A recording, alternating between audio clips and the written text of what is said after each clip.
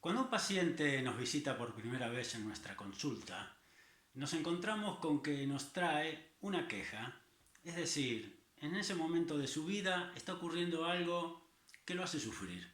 Y lo que hace el paciente cuando viene a visitarnos es transmitirnos ese sufrimiento a través de sus palabras. Ahora bien, el paciente nos habla de algo que en ese momento no va bien.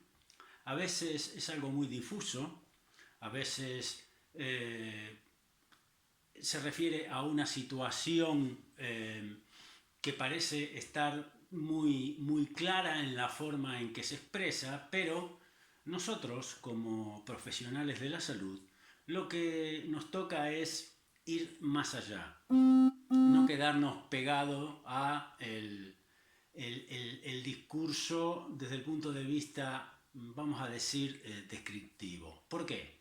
Porque si trabajamos bien con el paciente nos vamos a dar cuenta y el paciente va a descubrir que el sentido de lo que le está ocurriendo es otra cosa. A ver, voy a ilustrar esto con un ejemplo, con un caso de un paciente que tuve hace algunos años, que venía porque había algo que en su vida ya le estaba perturbando bastante, o diría demasiado. ¿Qué era lo que pasaba? Esta persona era un chico de mediana edad que se pasaba los fines de semana en su casa sentado frente a la PlayStation fumando porros. Desde una primera aproximación, cualquiera podría pensar que, bueno, estar el fin de semana entero jugando a la PlayStation y fumando porros no parece algo demasiado atractivo ni tampoco demasiado sano, ¿no? Porque evidentemente una de las consecuencias que esto le traía al paciente era que no socializaba.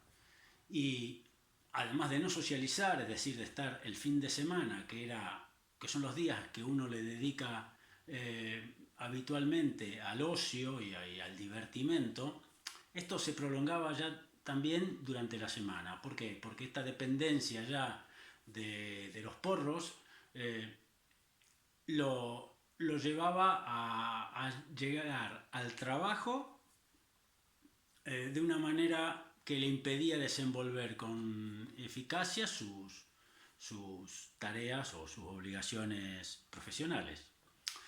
¿Qué pasó? Empezamos a trabajar y empezamos a encontrar, digamos, muchas líneas de sentido que convergían en este dispositivo que el paciente se había armado, se había construido para permanecer todo el fin de semana en su casa.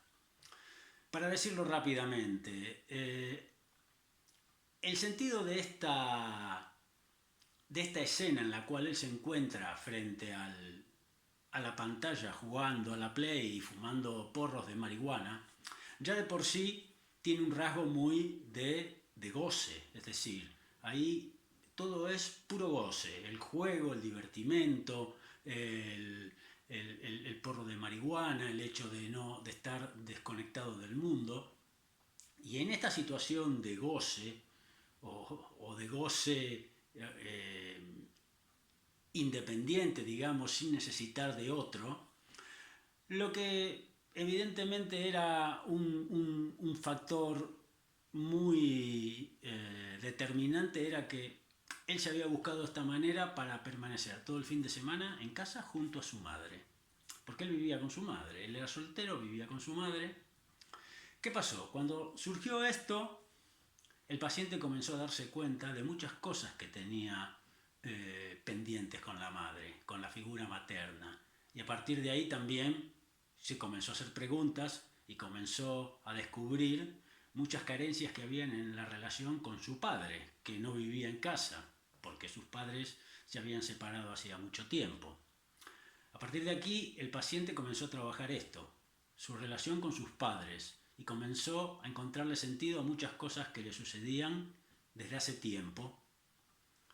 Comenzó a cambiar su relación con su madre, tuvo un diálogo cara a cara con la madre que jamás se hubiese pensado que podía llegar a tenerlo.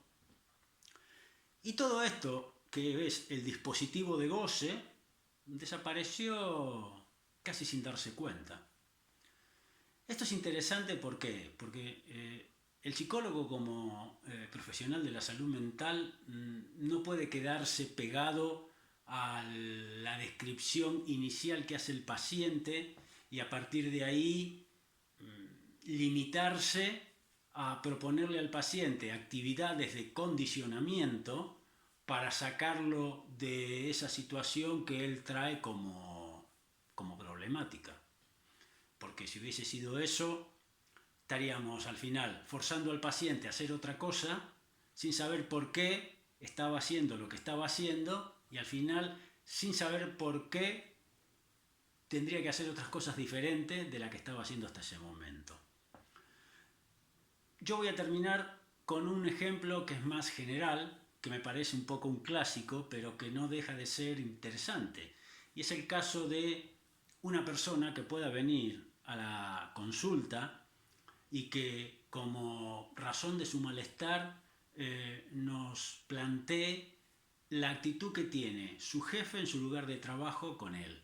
Algo así como que su jefe está decidido a hacerle la vida imposible, a perseguirle, está obsesionado con él.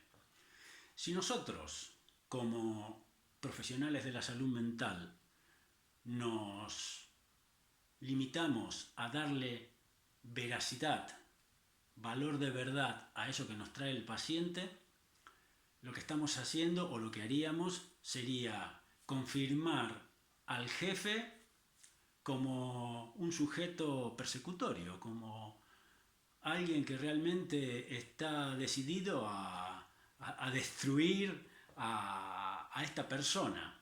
Y podríamos generar irresponsablemente una psicosis artificial, al menos un episodio psicótico.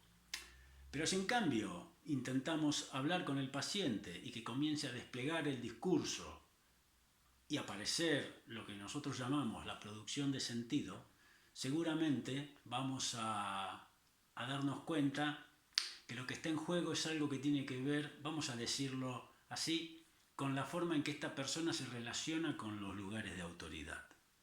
Y si investigamos un poco, el mismo paciente nos va a relatar y se va a dar cuenta que esta queja que trajo al inicio se ha repetido en el pasado con otras figuras de autoridad con las cuales el paciente ha tenido relación.